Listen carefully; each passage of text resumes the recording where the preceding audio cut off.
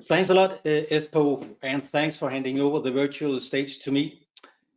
Unfortunately, due to the COVID situation, I'm unfortunately presenting here from Denmark. So welcome to my presentation regarding asset management. As you know, there will be an opportunity to discuss topics and raise questions subsequently in a team platforms subsequently. So we don't raise questions during the presentations, but we can handle it subsequently. Today, we only have 20 minutes to talk about maintenance asset management. And it will be, to be honest, be a huge challenge if we are going to cover each and every aspect related to that topic. The world of asset management is so big, so I guess we could probably bring almost anything to the table, such as contractor management, predictive maintenance, ISO standards, digitalization, software utilization, incident handling, ensuring availability, etc. But I have actually chosen a topic today to put it on an agenda, which I feel is very relevant. In Ramboll, we have seen increasing demand for assisting companies in finding the right level of asset management in building up strategies and maintenance. So the next 20 minutes or so, I will cover a few subjects which may pave the way for further inspiration. And you're of course very welcome to join our Teams meeting subsequently, where we can have some discussions and dialogue about related topics.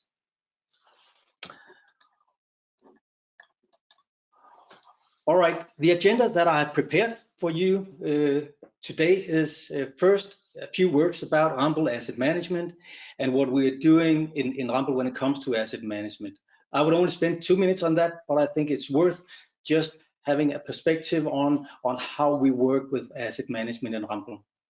The next thing I would like to discuss with you is understanding the context of asset management and maintenance.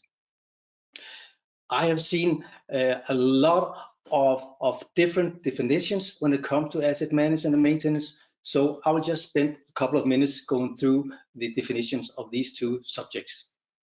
The next thing I will talk about is incentives for good asset management. And the next thing is, how do we set the course and direction in our company in order to get right from the start?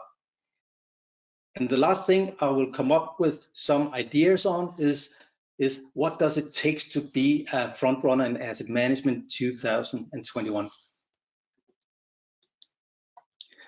Yes, a few words about Ramboll and especially asset management. In Ramboll, we employ 16,500 experts and work from more than 35 countries.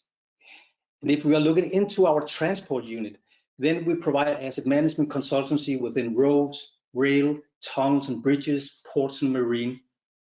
One of our strengths in Ramboll is, of course, the way we combine our certified asset management experts with expert knowledge within all of the domain areas.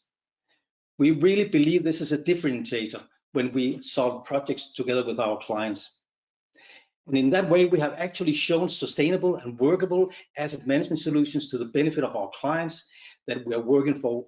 We have, of course, a lot of detailed services underneath that palette that you can see here. And if we dive into each area, we can find a lot of detailed service that covers predictive maintenance, data capture, and so on. But all summarized into one, then it's about maintenance planning, strategy development, doing gap assessment, risk-based maintenance, predictive maintenance, digital products, data capture, and utilization. And last but not least, we have our Ramboll Maintenance Academy, where we educate and train our clients and provide tailored courses to each of the market sectors, of course, depending on the actual needs and the aims that our clients they are facing. So, as mentioned before, I have experienced a bit of confusion in the market when it comes to understanding the difference between asset management and maintenance. And this is actually quite understandable, since most of the disciplines within state-of-art maintenance, so to speak, also can be found in the asset management standards such as ISO 55000.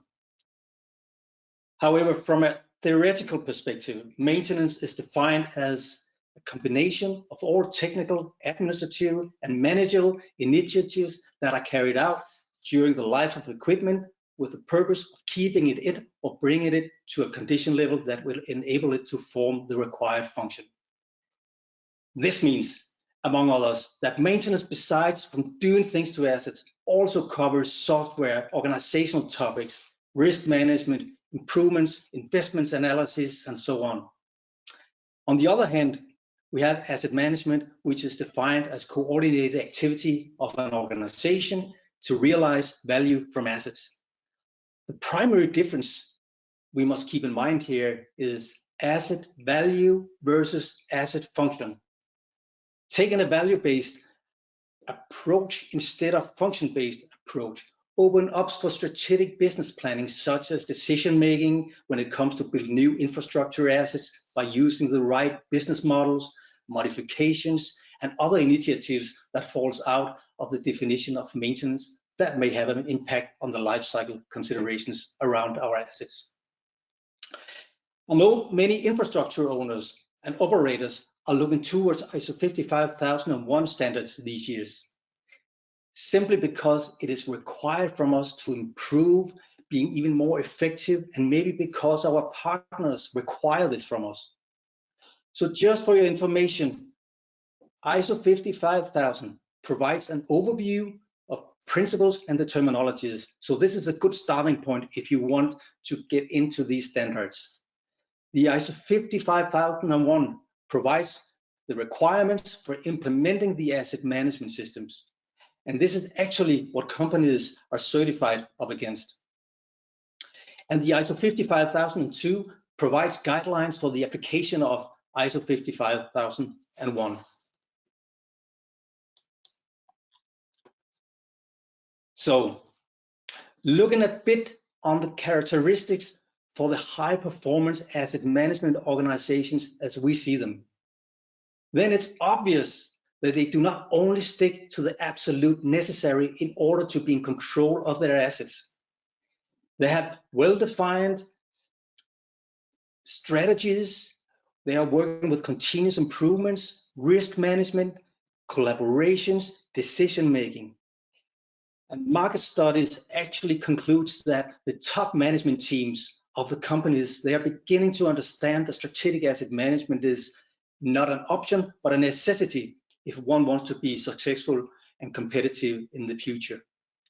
And seen from our perspective in Ramboll, they are absolutely right. Without a clear course and direct direction, then the subsequent organizational initiative will reflect the same.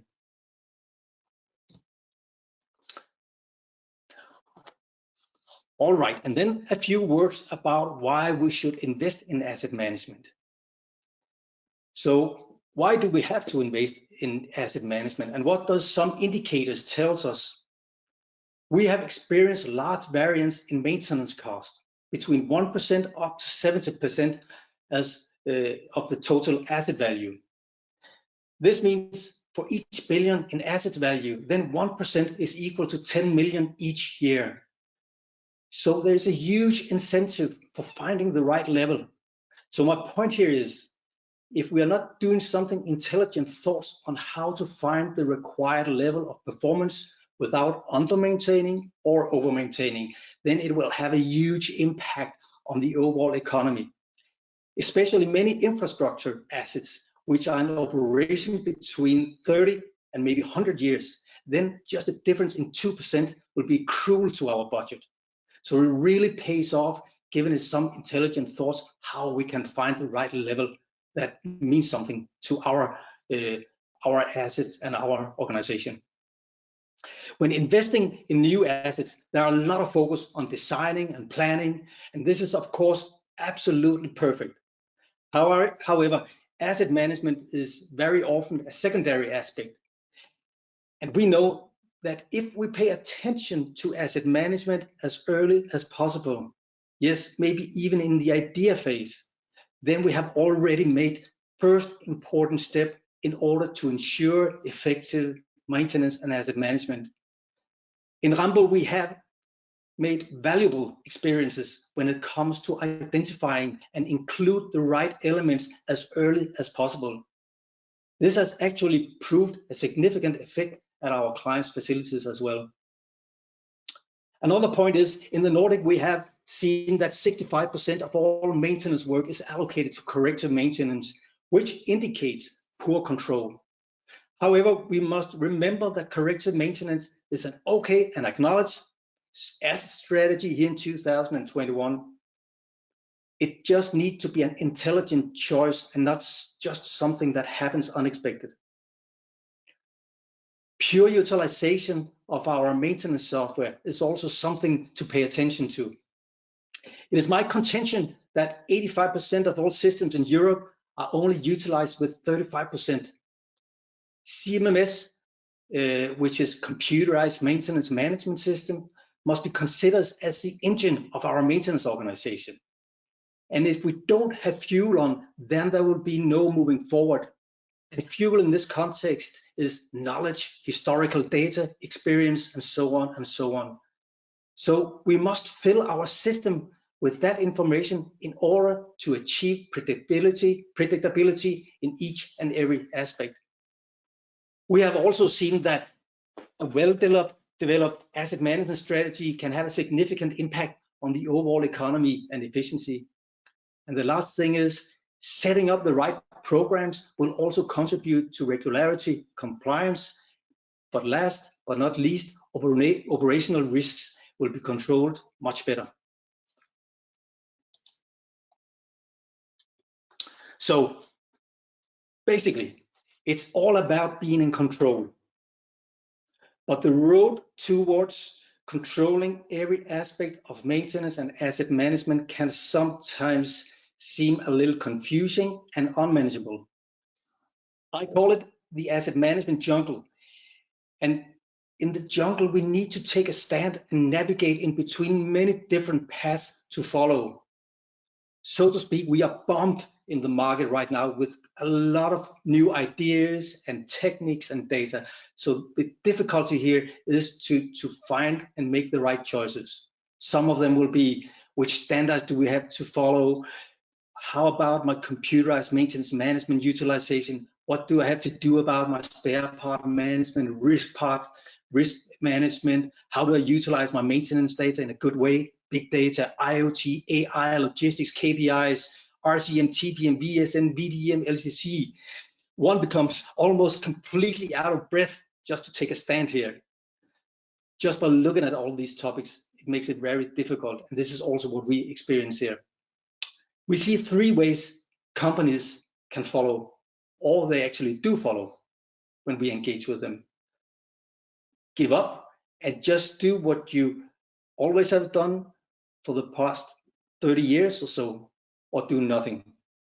Some companies find themselves in a sort of inaction, and others actually choose to gain control by developing an asset management strategy annually or every second year or so.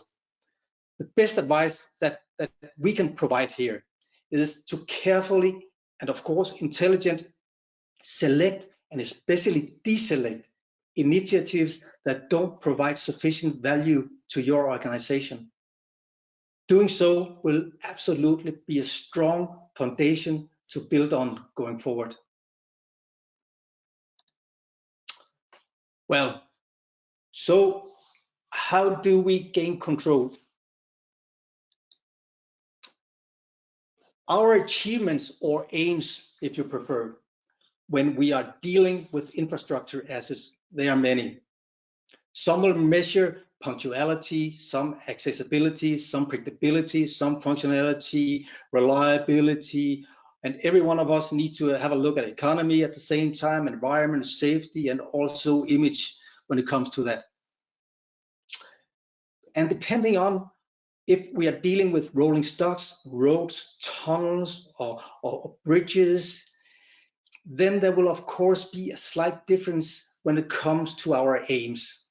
But common for all, when we are operating in the strategic phase, then there is a method, same method to fulfill our achievements.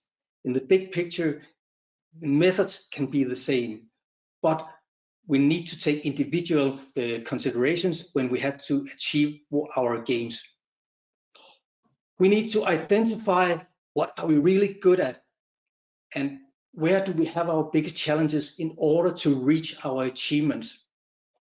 Based on this, we will set a course and direction and describe our journey, or you can call it methods, to reach our targets and KPIs. In the implementation phase, there will be full focus on stakeholder involvement and planning, and in the review phase, we must make sure to adjust our efforts continuously, since things, they simply change all the time.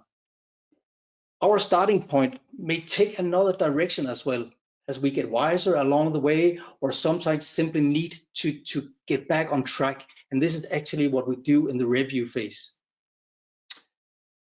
I know this is not new to many of you, but I cannot say it often enough how important it is to keep this circle running.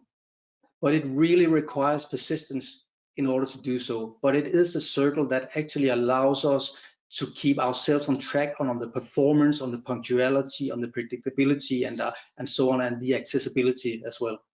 I will not go through all the 4 phases, but simply grab the opportunity to dive a little bit more into the step called gap assessment and how we actually identifying our gaps.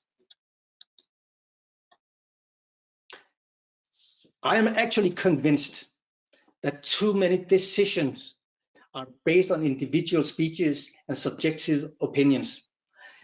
I call it actually the arguments of the day, and we see them everywhere when we are working on improvement projects together with our clients. We see them in the workshops, we see them on board meetings, we see them in every level in the organizations. Important decisions such as defining course and direction, new routines, or software acquisitions, and more really deserve to be accompanied by the right assessments and the right decision making. Remember, we will put our money and time and our credibility into this. And depending on the actual needs, we'll normally recommend or assist our clients by using 2 acknowledged methods.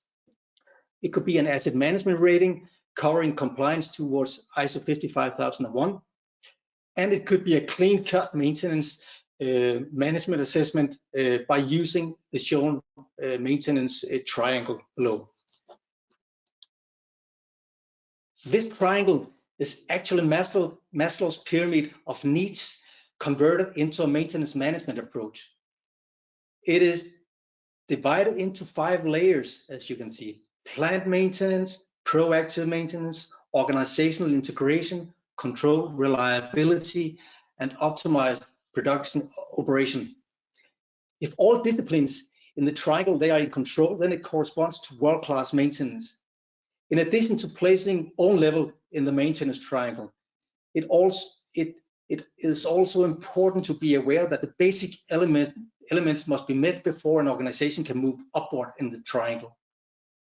This does not mean that it is impossible to reach certain disciplines higher up in the hierarchy, but in general, the fastest way to achieve a higher level and improve ourselves is by moving systematically upwards in the triangle.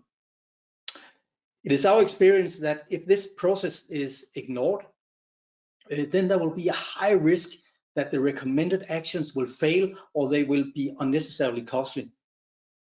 An example could, for example, be we want to use our historical data, which is placed in level 2, to support our decision making within investments, or maybe just to improve our maintenance intervals.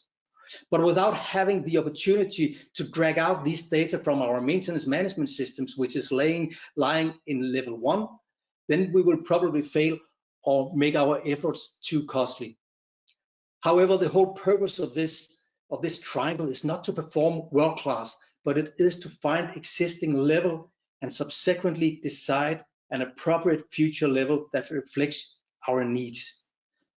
And this will pave the way for a step-by-step implementation roadmap within asset management. And just for information, then the elite in the Nordic is controlling level 2. So this tells us actually something about where in the Nordics are we in this context.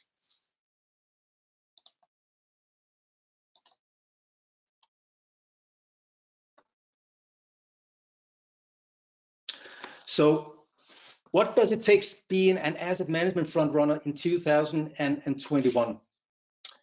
Yeah, of course, it is important to establish an honest picture of the current situation and knowing your strengths and weaknesses. This is key before starting an improvement process. Then define your own requirements, not only focus on regularity and standards. This is very important that we set our own requirements to our asset management organization and not just fulfilling what others tells us to do, even though it's within the regularity. Maintenance strategy and related KPIs in order to ensure alignment, very important as well. Utilize your computerized maintenance management system and select a system that reflects your needs. Too complicated software systems within maintenance asset management may be a constraint on the long run. Don't just buy or receive a system based on works or software agreement made without involving the users and a good specification. We really need a good requirements or specifications before we get into this. Remember, 85% is only utilized 35%. In this way, it's almost impossible to run a professional asset management organization in 2021. So we need to utilize our software even better. Digitization and data capture, it's a necessity, but not the answer to all our prayers, as I mentioned here. We must not be seduced and impressed by amount of data and what is actually possible for us. I would rather have 30 intelligent data than 2 million data that doesn't provide sufficient value to my organization. So it really pays off going a little bit deeper into this before we are just buying a lot of data capture. Select the right maintenance methods to your assets, and especially when it comes to predictive maintenance. Remember that far from all assets are suitable for preventive maintenance and predictive maintenance. Instead, we must take a risk-based perspective when we define our component strategy and our asset strategies. For example, by using reliability-centered maintenance, sometimes run to failure is the best tactics if the consequences of failure are marginal. So predictive maintenance is not the answer to our prayers as well. It's about making intelligent choices, which are shown in the triangle a few minutes ago. Competence development, of course, are key, not only within technical disciplines, but also in the managerial elements. It is important to keep us updated on this. And this is actually one of the elements that we see in the market, which is not a little bit down prioritized. A lot of companies, they spend a lot of money on the technical disciplines, but when it comes to the more theoretical disciplines on predicting failures or how to set up a good KPI system or how to set up a good management system within asset management, then we see a certain lack there. And our organization must also, the way we actually involve our organization and external and internal stakeholders must be challenged from time to time. This is also one of the things that we see as a primary initiative here. And last but not least, organizing continual improvements if you want to avoid stagnation and unforeseen events. Too many companies are actually focusing on doing continual improvements as they appear, or doing some analysis when we have incidents in our infrastructure system.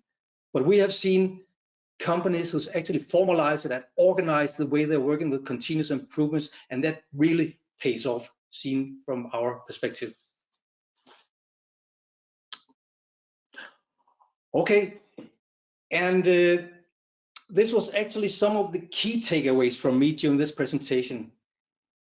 Being proactive and competitive by using asset management is a choice that we make. It's not an imposed symptom of time, you can say. And it's our belief in Ramboll that using the right methods and having constant focus on corporate culture pave the way to a higher efficiency within maintenance as well as management. The methods, systems, and processes must be always aligned to our actual needs.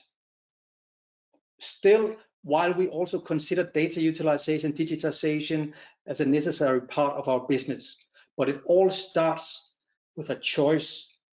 And by that I mean a choice carefully made by a better understanding of our strengths, opportunities, and surroundings. Okay, thanks for participating, and I certainly hope I gave you a sneak peek on my perspective on asset management. And I am, of course, ready to meet you later in the case you have any questions. Then I will be ready to continue the dialogue with you within asset management. Thanks a lot for watching.